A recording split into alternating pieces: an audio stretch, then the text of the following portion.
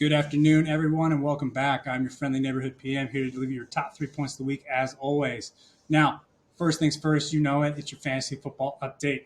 I did fall to 5-4. We on a bit of a two-game losing streak here, and I'm kind of in my feelings about it, so I don't want to talk too much about it. So with that in mind, we're going to swipe right past that and go into your top 3 points of the week. At point number 3, it was long-term inflationary expectations rising to 3.2%. Now, that's the highest level in the past 12 years, and that's really the rate in which the average consumer sees prices rising over the next 5 to 10 years. And unfortunately, it pairs pretty well with what we saw in the sentiment reading. So we saw sentiment also fall to a 6-month low, according to the University of Michigan. And now that could be for any number of reasons, but it wouldn't be too hard to guess that it could be a combination of higher borrowing costs from higher interest rates and a weakening labor market. At point number 2, this is kind of a funny one, but it was a cybersecurity attack at ICBC. Now, ICBC is the Industrial and Commercial Bank of China. Their U.S. division got hit by a cybersecurity attack yesterday by a suspected Russian group. Now, what happened as a result of that was that the bank could not settle its U.S. Treasury trades and get them cleared. So what they had to do was they took a USB stick, gave it to a bike messenger in Manhattan, and had him cart it around to settle those trades with other counterparties. Now, it's just more of a funny story, but it does kind of highlight the importance of cybersecurity in today's day and age.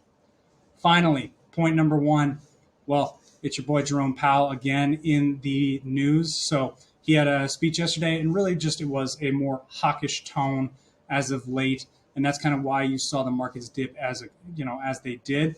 What he came across and said, and really it's been very consistent messaging over the past couple months. He did say the Fed will remain careful and prudent with their actions on rate hikes. They're going to digest all the data. And if the data supports it, they will probably be able to continue pausing on those rate hikes.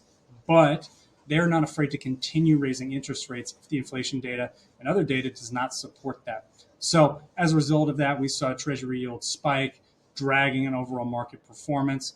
But we are seeing a bounce today, so it's a good end to the week. Now, that pretty much does it for your top 3 points of the week. What are we looking forward to next week? Well, next week, it's that time of the month. It's going to be inflationary data, CPI, PPI. But unfortunately, I will not be here next week to give you a video to break it down. So I will be out of town.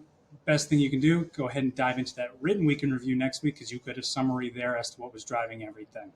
Now, that pretty much does it for this week's video.